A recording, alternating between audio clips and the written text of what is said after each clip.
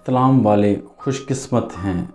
جی ہاں دوستو، احتلام والے خوش قسمت ہیں کیونکہ اس طرح منی کے اخراج کی وجہ سے خود لذتی اور زنا سے بچ جاتے ہیں۔ یہ روزانہ ہو سکتا ہے، بلکہ ایک رات میں 2 یا 3 بار بھی ہو سکتا ہے۔ یہ ایک ہفتے میں 12 دفعہ ہو سکتا ہے۔ یہ نہ صرف نوجوانوں کو ہوتا ہے بلکہ 70 سالہ بوڑھے جس کو مباشرت کا موقع نہیں ملتا اس کو بھی ہو سکتا ہے۔ تاہم یہ چاہے کتنی ہی مرتبہ کیوں نہ ہو ایک نارمل عمل ہے، کیونکہ منی کے اخراج ایک صحت مند عمل ہے۔ انسان کی صحت پر اس کے کوئی برے اثرات نہیں ہوتے، البتہ نیم حکیم نوجوانوں کو احتلام کے فرضی برے اثرات اور تباہ کاریوں سے خوف زدہ کرتے ہیں، جن میں سے چند یہ ہیں۔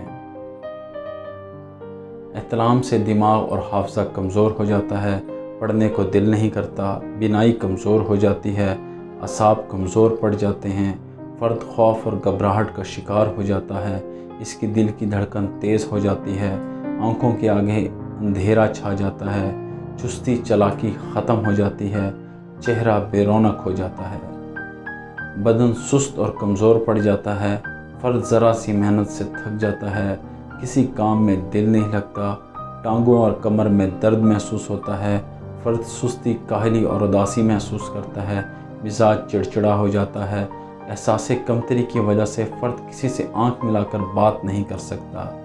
یقین کریں کہ ان تباہ کاریوں کی کوئی حقیقت نہیں ہے۔ کچھ لوگ احتلام کے بعد کچھ کمزوری اور دوسری جسمانی اور نفسیاتی علامات کی شکایت کرتے ہیں۔ اس کی وجہ منفی ہے جو ہمیں غیر معیاری کتب اور دیواروں پر اشتہارات کی صورت میں ملتی ہے جن میں احتلام کی تباہ کاریوں کا ذکر ہوتا ہے۔ پھر فرد سوچتا ہے کہ وہ کمزور ہو جائے گا تو وہ کمزور ہو جاتا ہے۔ دراصل انسان جیسا سوچتا ہے ویسا ہی محسوس کرنے لگتا ہے۔ یہ ہم ایک تجربے سے ثابت کریں گے۔